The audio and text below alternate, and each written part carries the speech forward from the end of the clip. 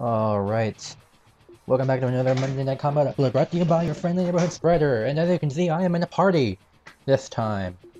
I'm actually playing with the big name, Rev Rabies, Hudson and Jacktrips. Oops, there goes the menu.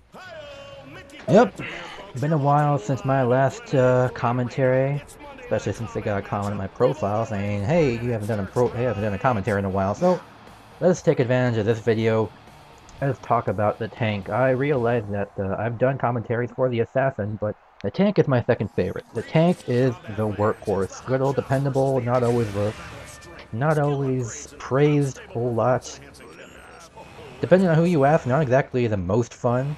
But my playstyle of tank definitely is the kind of tank that is not flashy, but gets the job done. Especially since, as a player, I am already objectively minded. Kind of like how the support is kind of a thankless job for being a support. The tank is the same way. He is a workhorse. My playstyle of tank is extremely workhorse oriented. I push lanes, escort bots. I mean, when I play as assassin, I attack enemy bots in order to make sure that the enemy's lanes do not make any progress. On the other hand, for the tank, my playstyle of tank, I actually actively escort my bots. I actually walk with my bots and make sure that they push up. I'm actually actively pushing up. I'm going with them. So you might have noticed right off the bat, with every time I play tank, I start off with product grenade and charge. I save health for what you may know in the business as the clutch heal. Basically, if you upgrade the tank's health midway in battle, you will immediately recover all your health in one go. So it's really useful for those do or die situations. And right here, it's your typical grenade situation. You might push on one side, but suddenly the other side is in danger because no one's on that side. So it was pretty obvious that almost my entire team was on this lane before. No, obviously no one's there to protect on the other side. And right there, I was not checking my back. Obviously, my health was not upgraded, so I fell victim to that. So I decided, let's upgrade.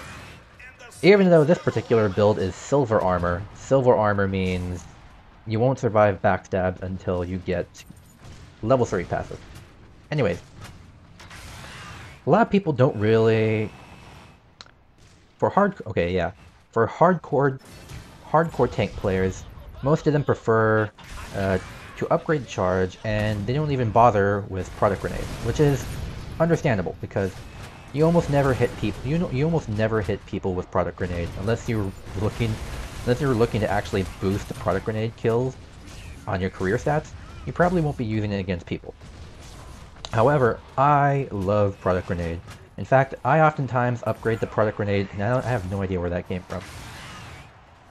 Oh, now that I think about it. Anyways. Yeah, I probably hit that sniper and he fell off, and I got credit for it.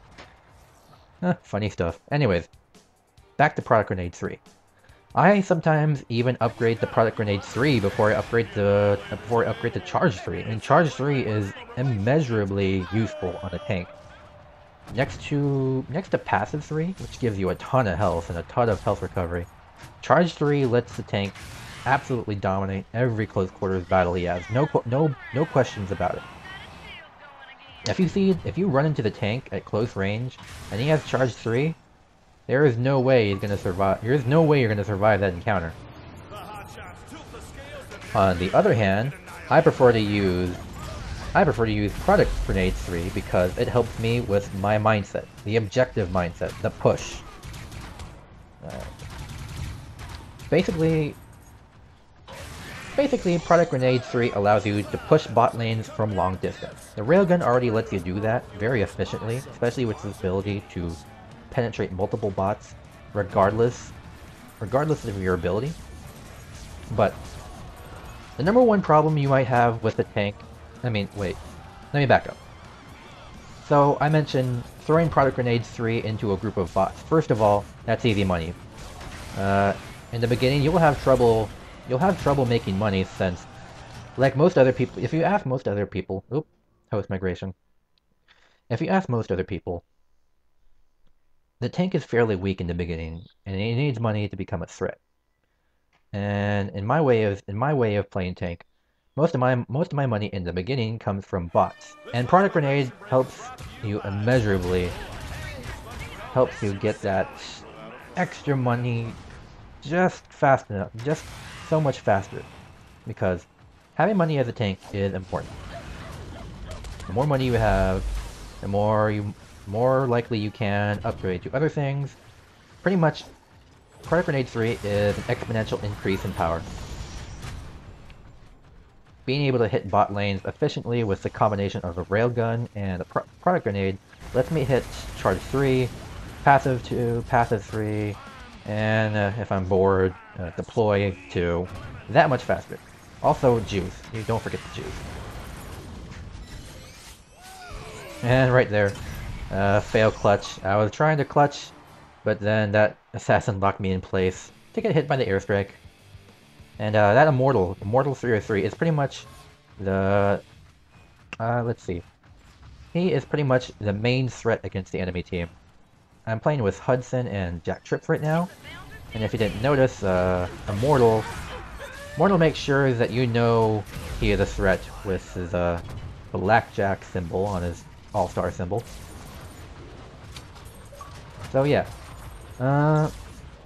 Yeah, people like, you may recognize other players like Sunny Dove and Xenonox. They prefer going for charge immediately, but I usually save charge. I usually get charge 3 after Product Grenade 3 because I just find Product Grenade 3 so useful for pushing lanes. Pushing lanes helps me get more money, and that money I get is much faster. It also helps, the blinding doesn't really help all the time, except for that, except if you're playing against really bad people. Product Grenade kills are very rare. It also works as a sort of, in my experience, it also kind of helps with area denial. The sniper tank matchup is not a very fun matchup, but I've had games where I don't even need to hit the sniper dead on with my Product Grenade.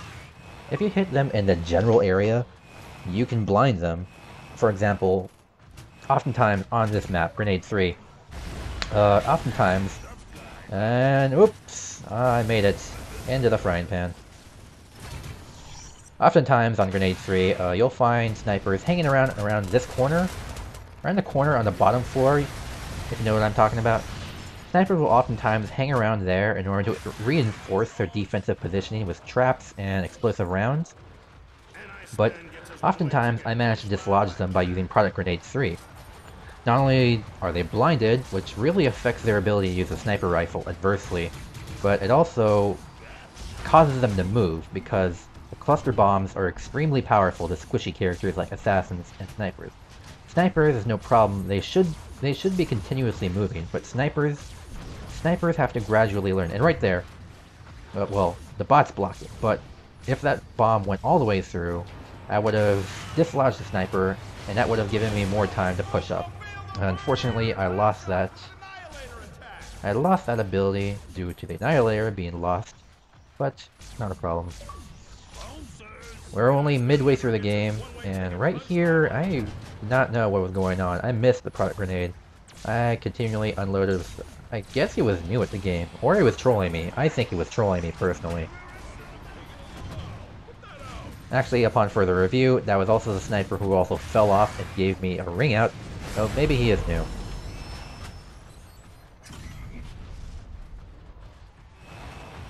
So, Product Grenade and Charge 3, very important skills, along with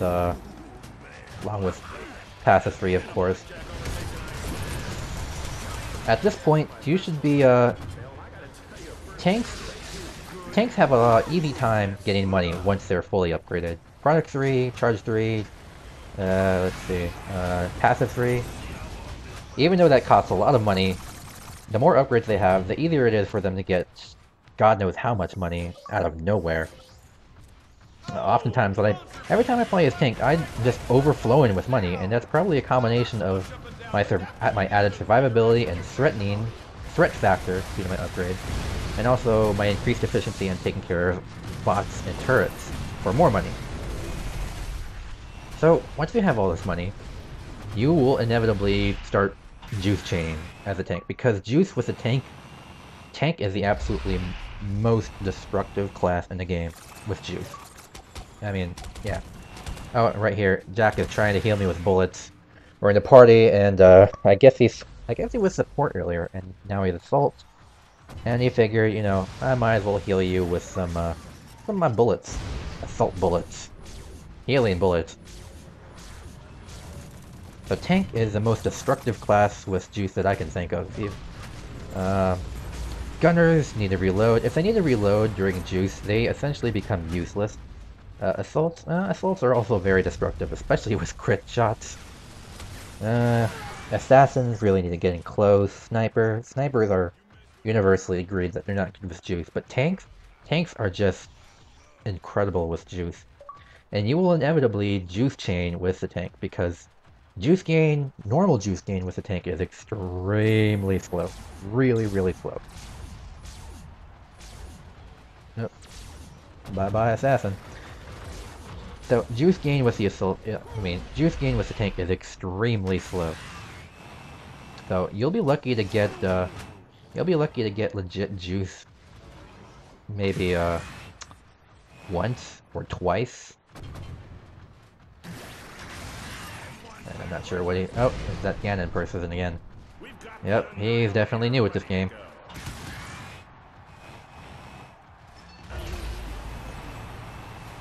And I made it! You gotta love those tank jump jets, saving you from moments that you didn't think you'd survive. So legit Juice gain with a tank. You'll probably be lucky to hit legit Juice gain twice in a game. Most of the time, like most other people who play tank a lot, you will probably be making most of your juices from buying from the juice dispensers. And it's a good thing that the tank gets money really easily, really fast, through his tools like Railguns and Product Grenade 3, and his ability to take care of pros with Charge 3. It should be easy for you to at least juice a few more times by buying juice from the dispensers, because honestly, you're not going to spend it on deploy, that's for sure.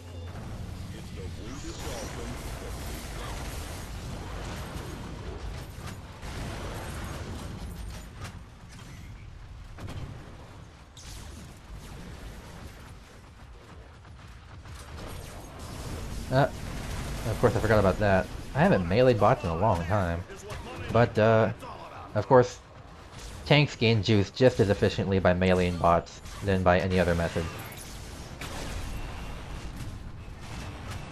So if you establish dominance, aside from buying juice for the dispensers, you can definitely make a lot of money just, you can definitely get a lot of juice by meleeing enemies.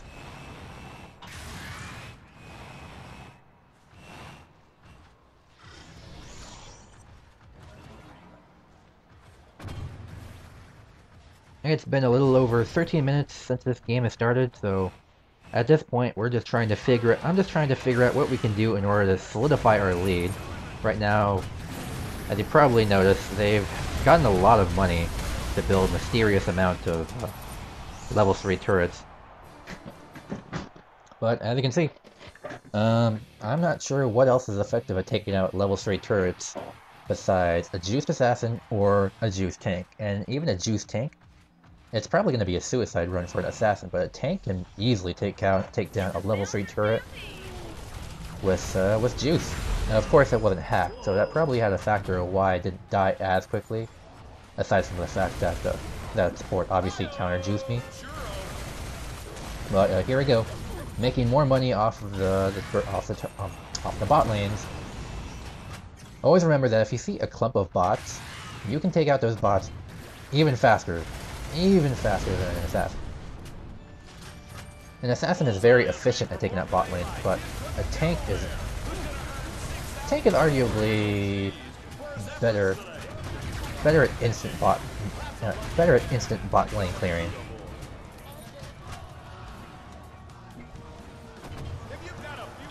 Failed ricochet right there.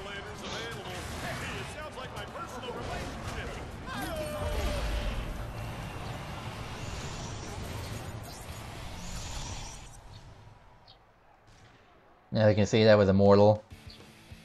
I told you, the biggest threat in this game. Always on those ejectors, and that is the #1 reason why I hate this map so much. There are ejectors everywhere. If you're not on the bottom, if you're in the bottom lane, you're in danger of ejectors. If you're on the top floor, you're in danger of snipers, and there will be snipers in this map. It is a sniper's paradise.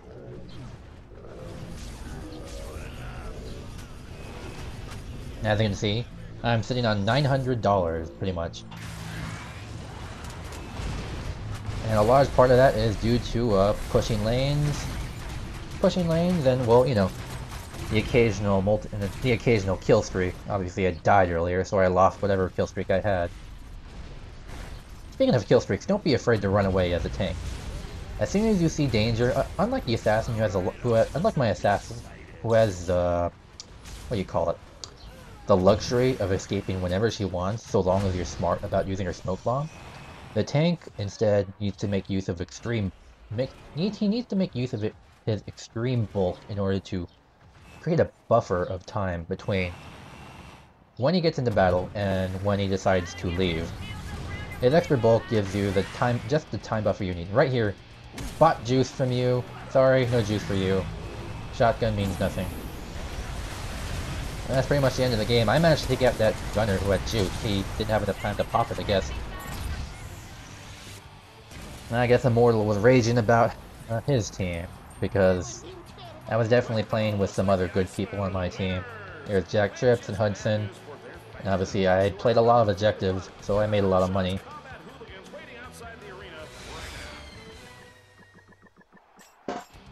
Well, hope you guys enjoyed that. I know I did. I'll see you next time.